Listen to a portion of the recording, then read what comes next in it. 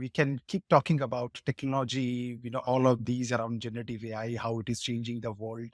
But let's not forget that, there are human beings at the center of it, right? And that's the high functioning, high caliber team that we are talking. When it comes to our world, this world of AI, machine learning, analytics, we are definitely talking about a specific kind of talent, a specific kind of team, right? It is a very very higher order.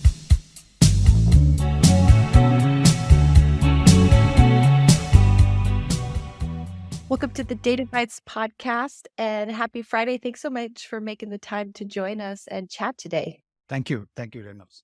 Thank you, Sally. I'm super excited about the topic we're going to be discussing about building high functional teams in analytics and AI because as everyone knows, generative AI has taken over the world and AI has taken over the world right now in terms of what individuals seem to be talking about. And while we have some of the core technology and can see the results of this, we all know the tricky part is implementing it into your business, right? And the application of that. And while the technology is good, you can't do any of this without high functioning and high caliber teams. So I know you have, over 25 years of experience leading high functioning teams. You're the CEO and co-founder of TheMathCompany, where you help enterprise organizations implement AI and use analytics. What can you tell us in terms of lessons you've learned through the years of what's been instrumental for you in building these high caliber teams in the analytics industry? Thank you, Sadi. You have asked a question which is very close to my heart. uh, i can I can go on for days and weeks talking about it, but I will keep to the gist of it. um, Look, as you said, we can keep talking about technology, all of these around generative AI, how it is changing the world. But let's not forget that there are human beings at the center of it, right?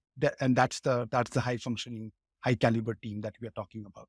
Now, when it comes to our world, this world of AI, machine learning, analytics, we are definitely talking about very a specific kind of talent, a specific kind of team, right? It is a very very higher order, high quality team. Now, what I have learned over these years, I would love to share a few of those, right? With all of you who is listening to this podcast. The driving force for me had been what Daniel Pink. I'm sure kind of many of you here would be a big fan. I'm a big fan. Daniel Pink has done some phenomenal work understanding human behavior, human psychology. So he had this whole notion of AMP, right? I mean, Daniel Pink's AMP, kind of is well researched, but uh, and I'll elaborate on that. A stands for autonomy, M stands for mastery, and P stands for purpose. Uh, while building a high functioning team, these are some of the basic building blocks, right? How do you create an environment where people feel empowered? I think it's extremely important, right? Uh, People need to feel empowered. They need to feel that, look, I can figure out my kind of best path instead of being told what it is, right? So you need to do that. Mastery and I can't emphasize more on that how do you become really really good at something. And now that you spoke about gen AI to start with, I know the whole world is talking about it. It's directly connected to this whole idea of mastery, because mastery also means a constant learning effort, mastering newer and newer skills, newer and newer techniques, newer areas of knowledge, right, on an ongoing basis. So, so it was always very important, and it becomes even more important in today's world, right? So that's mastery for you, and purpose. The heart of everything is about why am I doing what I'm doing, right?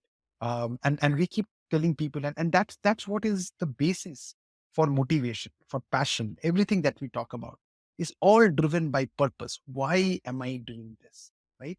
And the purpose can be very different. What motivates people? Somebody gets motivated when they feel that, okay, I am changing the world. Somebody feels very motivated when they feel that, look, I am innovating a newer kind of solution to help one of these large enterprises to change the way they price their product. So there could be many different ways, and you have to find out, kind of what the right nerve to hit is, right, for individuals. But purpose of work is very, very, very important. I can't emphasize more on that.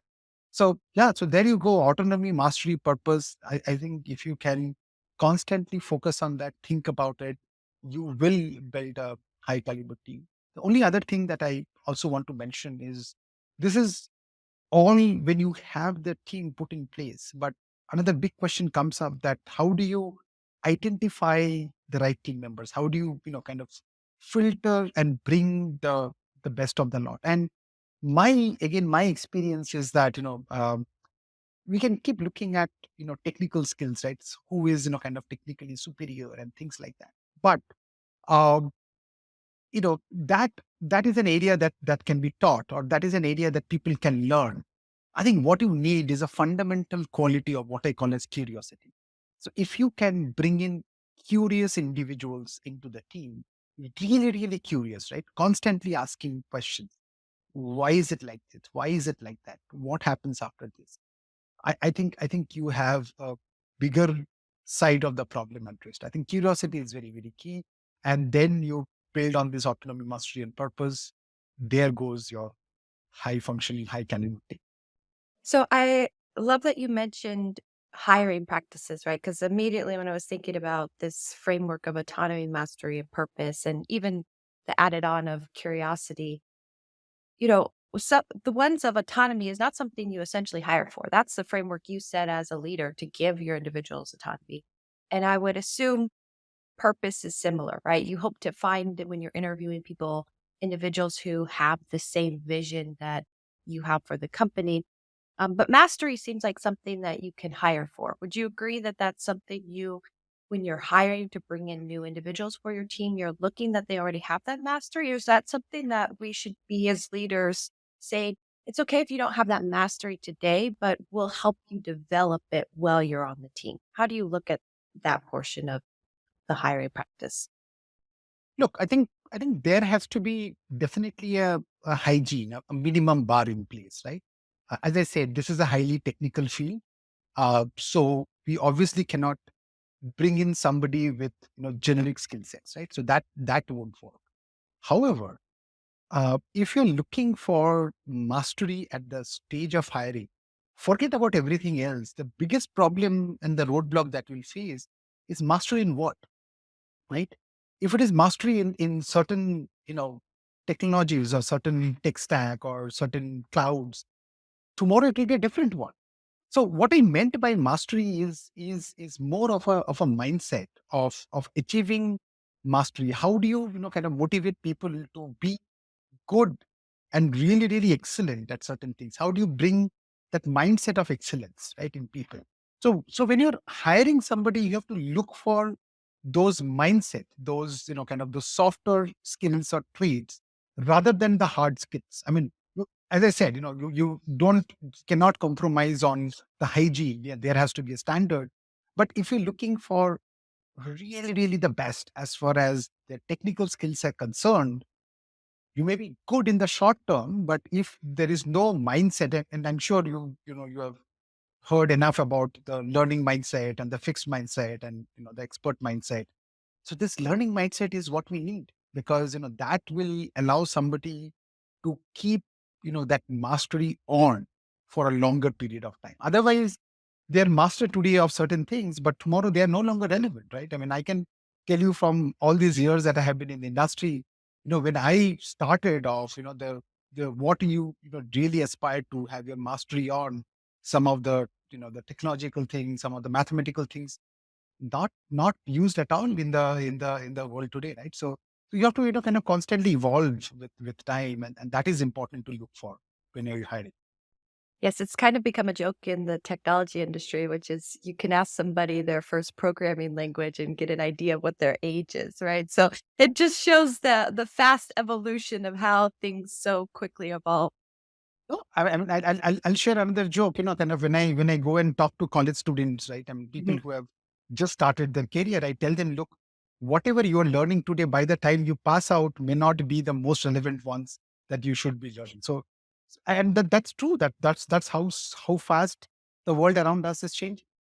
And I think that just goes back to why it's so essential to have that curiosity mindset because it's always going to be evolving, right? So if you're not curious even about that new technology and uh, the new process and way of doing things, it's going to be really easy to get behind technology.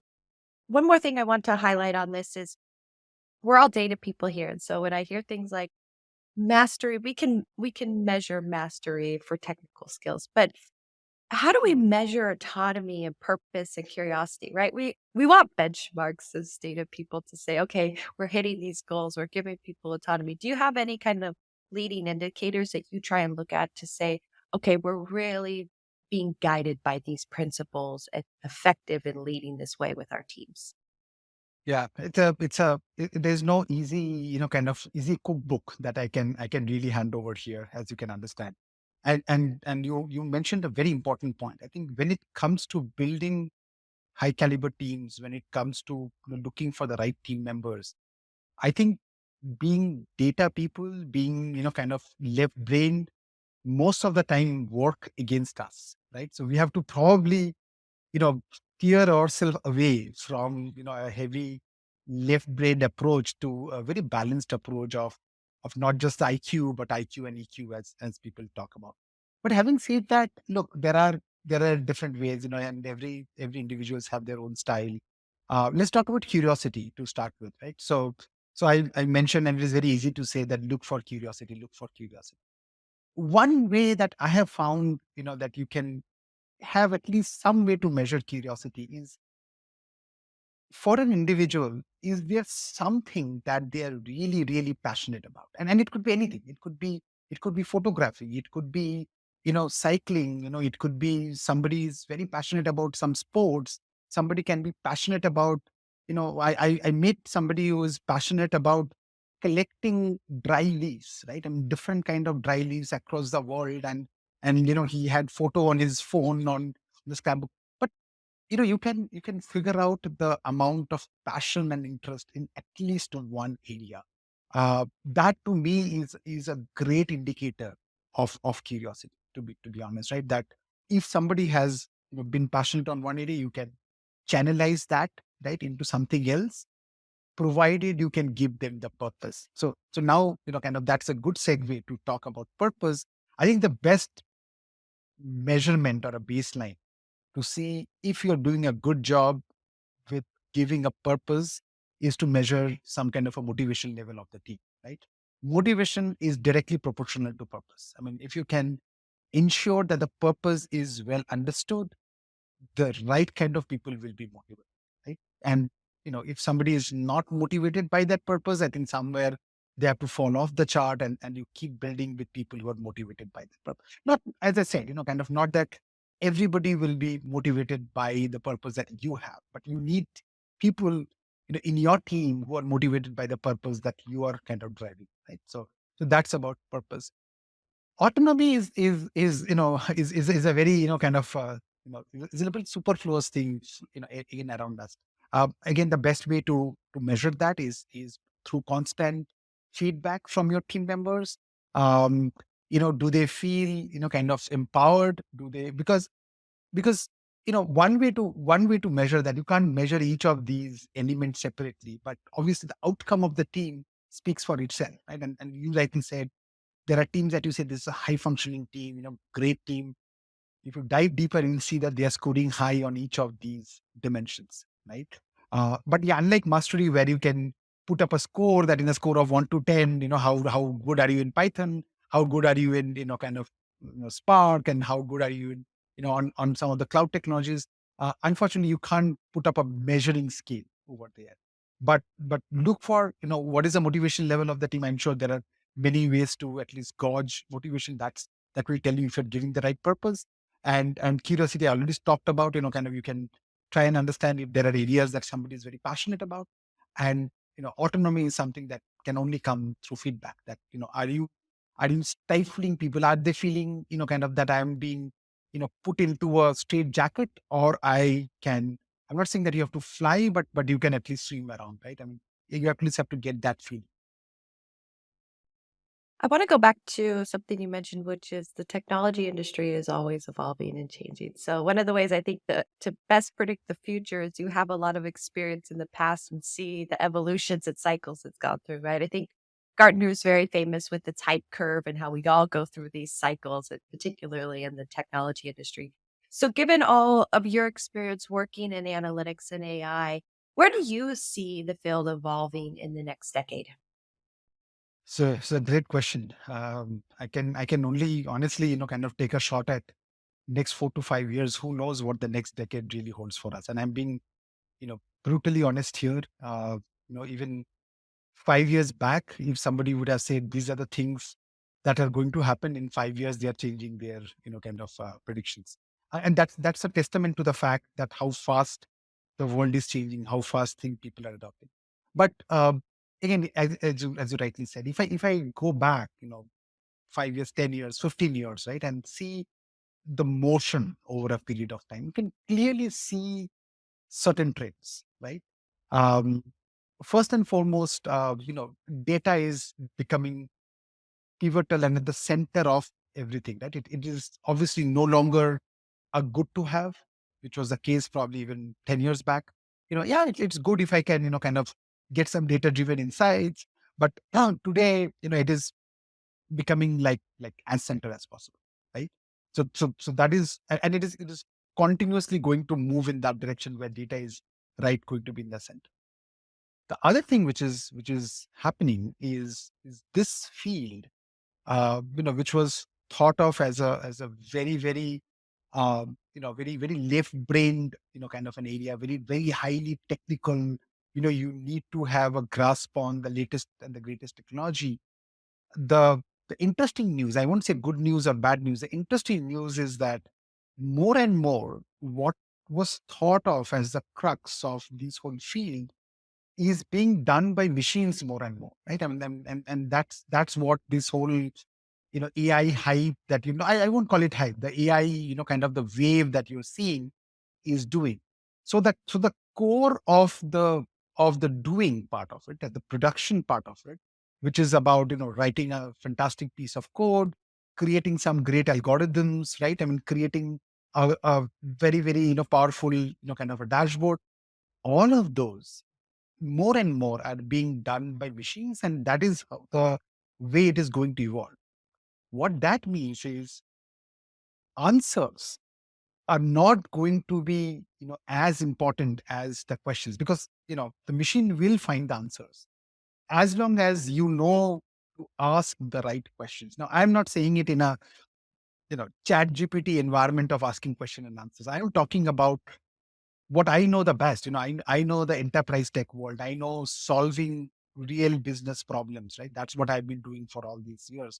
So in that world, I think what is going to be important as far as AI analytics is concerned is what are the right problems to be addressed? What are the right questions to ask? What is the right data elements to bring into the picture? How do I create some of, so there is a lot of these upfront activity which, the data scientists or the engineers in the past have, not really, like they said, okay, give me data, give me problem, let me get into it and I'll find the best solutions. Believe me or not, I'm sure, I'm preaching to the choir. Most people would know already that a good part of that is done by machines today. So what happens before and what happens after that? After you have got a, great outcome, a great predictive model, how do you leverage that? How do you create strategies out of that? How do you convert that into a business language so that it is interpretable? I think those will become far and more important. I call this like a, I'm a foodie, so all of my examples has to, go to food in some way. Like this is your, this classic, like a burger, right? The breads that you have ignored so far are becoming more and more important. That's the evolution that is happening. I mean, the what we all thought as the patty in the middle and the meat of it is being done by machines. So that's really the evolution, and it is going to be all encompassing. Data is going to be the center of anything that you talk about, not just, marketing, supply chain, specific outside looking activities, internal activities, HR, operations, everything is being governed and driven by data. Yes, I think that's such a great insight and so well put because it's just simple that people can grasp of questions are going to be more important than necessarily the answers, right? And so, Answers. Yeah. I Yeah. think if I was a data scientist, I would start thinking about that, right? Because a lot of times you said it accurately. They're just interested in getting the data and getting to the answers and coming up, I think of it coming up the tech stack a little bit in their work in terms of really understanding Yeah. the business and getting to the heart of those questions. So, yeah, I think it's an exciting time because it really feels like only our only limitation is our imagination, right? In terms of what are those questions we can come up with. Very well said. And it just goes back to your point of the need for curiosity of how we started, right? So I love how it all ties together. I'm just talking about you personally. You've worked in the analytics industry for over 25 years. I've co-founded a couple companies. And what keeps you motivated in this space? How did you fall in love with it? And what keeps you going in this space? Um, Great question. I don't think I have thought about it very deeply. When something is too deep inside you, right? I mean, you look at it as a way of life almost. But if I look back and think about it, the fact that looking at data, you can figure out certain trends or certain things that are happening in a bigger enterprise world has always fascinated. So one way is to, for you to be part of an enterprise. So I'll just give you an example, right? So say you are McDonald's and you are the, head of marketing in McDonald's. So you are part of that enterprise. What are your latest marketing campaigns, kind of what is happening, what is not happening. So you are in the middle of it. But the beauty of what we do is that even if you are not in the middle of that enterprise, by purely looking at data and data trends, you can discover a lot of things that are happening, a lot of things about what are my customers telling about it, what are they liking, what are they not liking, right? Without even talking to those customers, right? I mean, the age old traditional way is that, I go and ask Sedi, do you really like this particular product that I've launched, right? You'd give an answer which, at that point may be true, but few days later, it may not be true with you as well, right? You find something else. But looking at data over a certain period of time, you can, figure out so much more about a business that being in that business, you sometimes may miss out on. I think that was always very fascinating to, and particularly when you narrate those findings or those insights and those predictions to somebody who has been in that business for 20 years or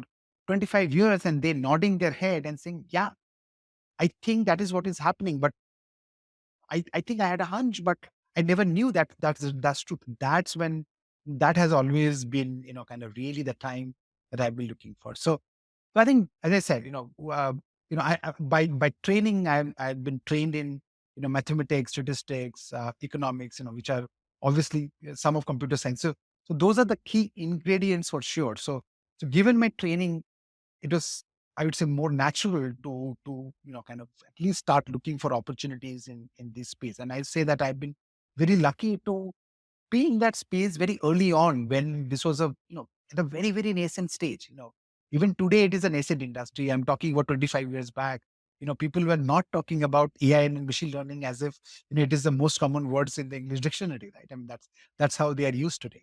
But as I said, though naturally I was, gravitated towards this, what really excited me, what kept me, kind of going, and, it's really been the early players in a previous company, co-founded the Math Company and continue to be excited about it, is the fact that, you can be an outsider, but you can know so much about, you know, when it is somebody else, it is about an enterprise, about a company, about a function. You can find so much of what is happening around them, right? What is working, what is not working, what are the customers saying? I think that is fascinating to me. And that being used for making decisions by some of these largest enterprises, that keeps me going.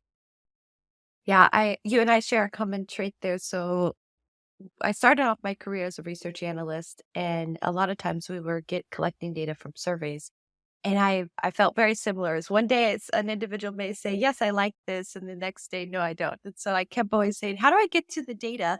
How do I get to people's behaviors?" Right? Because, you know, I think as individuals, we all have good intentions, but things come out of our mouth and answers come out quite easily, right? Wait, before we ever took the time to really think, wait, what do I actually do? Right. But the data shares that story, right? Nothing shares that story more than what are people doing in their actions, right? And so I love I love what we're able to do with data because of that. And also the second part is really being able to break myths. So I remember I worked at a large insurance company, and they had this kind of age old myth in the company where anytime claims were down, they said it was because of bad weather in the South. Right. And so we said, well, actually, we can start to pull that in because we have weather data now that's free and available. And we can start to see, is this true? Or is this one of those kind of, industry or age old myths that we come up with as an excuse that we need to bust. And so, it came to find out that the weather was not what was having an effect, and it allowed us to be curious and go find other um, reasons for why that was happening. But just the power of what you can do when you have the data, right? When you have the answers, just the insights that you're able to generate. So I love that. I wanted to go back just a little bit. Right now, there's a lot of hype around AI, and I feel like, every day I am opening an application or a product and they've implemented some type of large language model in it or some type of, chat GPT like feature. As a leader, should I be jumping on the AI train and making sure I'm implementing it into my business? How do you know if you should be thinking kind of fast in this area or thinking a little bit more slow and strategically? What are you advising companies to do at this time? Great question. I think today everybody is at least talking about it, right? So any conversations that we are having at any level, I don't think that conversation is complete without some part of that conversation, if not the whole conversation, is about AI and what it can do for me and things like that. I think what we are advising our clients, our kind of companies that we work with, is that look, first of all, I think I see two school of thought, right? There is still a school of thought who feels this is all hype and this will go away.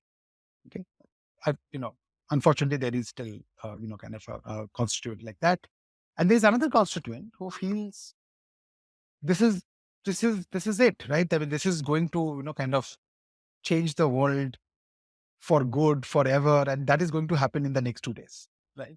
So I think both of these are extreme views. First of all, it's clearly not a hype. This is going to change things. Things are going to evolve, but let's not jump into it for the sake of it. I think now what I'm seeing is that, based on many reasons, and most of the time it's because of the external pressure, environment, the senior leadership board asking for what are you doing about AI and in particular about GenAI. People want to do something quickly, right? I think what is going to be very, very important is really pick the and for every customer, I think the applications are different, right? When I say customer, I not only mean a company, but if I am head of supply chain vis-a-vis, if I'm heading marketing vis-a-vis, I'm head of human resource, the power of Gen AI or power of AI can be absolutely leveraged or should be leveraged. But the answer, it cannot be the same. Answer has to be contextual to my world and to my problem. So what we are doing, at least with all of our customers, is saying that, look, two things. You cannot jump into it. To your earlier questions, you cannot move too fast, but you cannot move too slow either, because the window of opportunity is not going to stay for long. Because if you're not going to do something, and this for my customers is true as well, your competition will do something, right? And kind of they'll probably get an edge, and you may be lagging behind. So you need to still move quickly, fast enough, right? With a sense of purpose, right? You cannot be just strolling on the highways thinking that, okay, I will go there. Right? So you can't do that, right? But do it with a purpose. Do it, kind of with a meaning. Let's kind of sit down. And which we're doing. We're doing, kind of a bunch of workshops to one first educate people about what it is. I think there is still a need for good amount of education because a lot of people are hearing about it. You're seeing the end products, but what it does, what is it really in the back end? I feel that not everybody really understand large language models as well, right? What a OpenAI Chat GPT does vis-a-vis what a custom large language model can do. I think some amount of education is absolutely necessary, and with that education, there has to be an exploration of what those right use cases, right areas that you need to pick, where kind of this has to be applied, and where the ROI is going to be the maximum. You can apply this and create a shiny object, but at the end of it, it is not making a difference. If it is not going to make a difference, then it will die out very soon, right? You can quickly jump into and do a POC. Everybody may be excited. Oh wow, kind of things are happening like a magic, but it is not making a real difference, right? So that I think something that you have to keep. No, I think that's great advice. I don't know why right now, especially in the West, our world often seems polarized. That we're even seeing that in the take that people are taking with AI, right? Which is like, hey, it's going to save the world and happen tomorrow, or don't even worry about this. And I love your your Don't worry your about it. Yeah. approach, and it's somewhere in the middle, but also always tying it back to the ROI, right? It's so easy to create a shiny object. I mean, these models, there's many open source models with Hugging Face and what's available. It doesn't take long to implement. But implementing back to your original point too about, what is that question you're asking? What is that problem you're trying to solve? That is the hard work. And that's where we need to be thoughtful and Yeah. take the time to be It, able to do it's it. it's very hard. Yeah, it's very hard. And then you have to realize that not every question can be answered using AI, at least not using AI yet, right? There are some questions where it has great applicability, and there are many where it don't yet have applicability. But let's not forget that this whole thing is also evolving. I just keep telling people that okay, for many AI means Chat GPT, unfortunately. But even between GPT-3 and GPT-4, we have seen so much of advancement, so much of progress. But think about when it is GPT-10, GPT-15, kind of what will come. So kind of let's be on the front end, and look for what is happening, leverage it to our best ability. Ignoring it is not a good idea. Getting overwhelmed is not a. Yep. Great advice. This has been a fantastic conversation. I think there's so many nuggets for individuals to take from this, and I hope that you took some notes. Some of my favorite points are just in regards to your framework for building high caliber teams and, how we need to have a mindset moving forward, kind of in this next age of AI that we're entering and really thinking deeply about the questions. As we wrap up today, is there any advice you have for leaders? Kind of one last piece of advice, in terms of building those high caliber analytics and AI teams. No, I think the main advice I would say is no, don't look for very clear objective frameworks for everything. There are areas, as I said, which are not measurable, but you need to develop a feel for that. There is a very, very important role of EQ in this whole world of building high caliber teams.